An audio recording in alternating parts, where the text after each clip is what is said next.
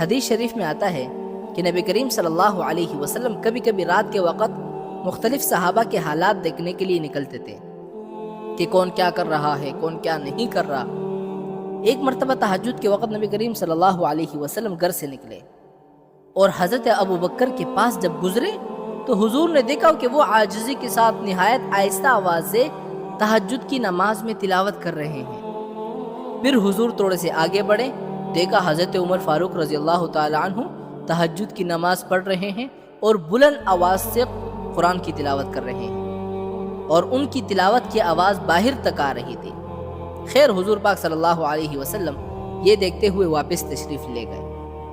بعد میں ان دونوں کو بلایا گیا، حضرت ابوبکر صدیق کو بھی بلایا گیا، حضرت عمر فاروق رضی اللہ تعالی عنہ کو بھی بلایا گیا۔ پہلے حضرت ابوبکر سے پوچھا کہ میں رات کو تہجد کے وقت تمہارے پاس سے گزرا اور تم بہت آہستہ آواز سے تلاوت کر رہے تھے، آپ اتنے آہستہ آواز سے تلاوت کیوں کر رہے تھے، کیا وجہ تھی؟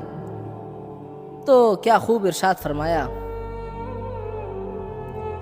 اس کے جواب میں حضرت ابوبکر صدیق رضی اللہ تعالی عنہ نے کیا خوبصورت جملہ کہا کہ اسمعت من ناجیت، یا رسول اللہ جس ذات کو میں سنا رہا تھا، جس سے میں تعلق قائم کر رہا تھا، جس ذات کو میں سنانا چاہتا تھا اس کو تو میں نے سنا دیا، اب آواز بلند کرنے کی کیا ضرورت تھی، اس لیے میں آہستہ آہستہ آواز سے تلاوت کر رہا تھا۔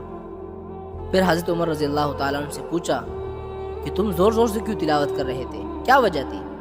حضرت عمر فاروق رضی اللہ تعالیٰ عنہ نے بھی کیا خوب جملہ کہا، انی اوقد الوسنان واطرد الشیطان، یا رسول اللہ میں زور زور سے اس لیے تلاوت کر رہا تھا تاکہ جو لوگ سو رہے ہیں وہ جاگ جائے اور شیطان بھاگ جائے، اس لیے جتنی زور سے تلاوت کروں گا شیطان بھاگے گا، اس لیے میں زور زور سے تلاوت کر رہا تھا۔ اب دیکھیں نا، دونوں کی بات اپنی اپنی جگہ درست ہے۔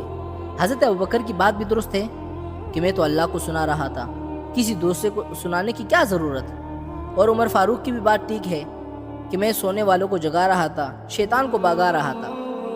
لیکن اس کے بعد نبی کریم صلی اللہ علیہ وسلم نے ان دونوں سے فرمایا کہ اے ابو بکر، تم نے اپنی سمجھ سے یہ راستہ اختیار کیا کہ بہت آہستہ تلاوت کرنی چاہیے، اور اے فاروق، تم نے اپنی سمجھ سے یہ راستہ اختیار کیا کہ بہت زور سے تلاوت کرنی چاہیے۔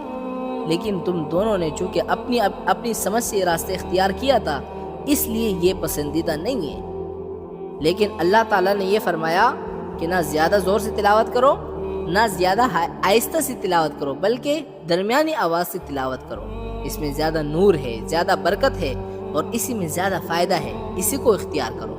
تو معلوم ہوتا ہے کہ عبادت کے اندر اپنی طرف سے کوئی راستہ اختیار نہیں کرنی چاہیے۔ اللہ کے نزدیک وہ زیادہ پسندیدہ نہیں ہوتا، جتنا اللہ اور اللہ کے رسول نے بتایا ہے وہی راستہ پسندیدہ ہے۔ اس لیے یہ نہ کرو کہ اپنی طرف سے دین میں نئی نئی باتیں نکالنا، ذکر اپنی طرف سے کرنا، نماز اپنی طرف سے پڑھنا، زکوٰۃ اپنی طرف سے دینا، صدقہ اپنی طرف سے دینا، حج اپنے طریقے سے کرنا، یہ اپنا طریقہ نہیں ہے، یہ اللہ کو پسند نہیں ہے۔ آپ جتنے بھی تک جاؤ، اللہ کو یہ پسند نہیں ہے۔ اللہ کو وہ راستہ پسند ہے جو اللہ تعالیٰ نے خود کہا ہو یا نبی کریم صلی اللہ علیہ وسلم نے بتایا ہو، یہ راستہ پسندیدہ ہے۔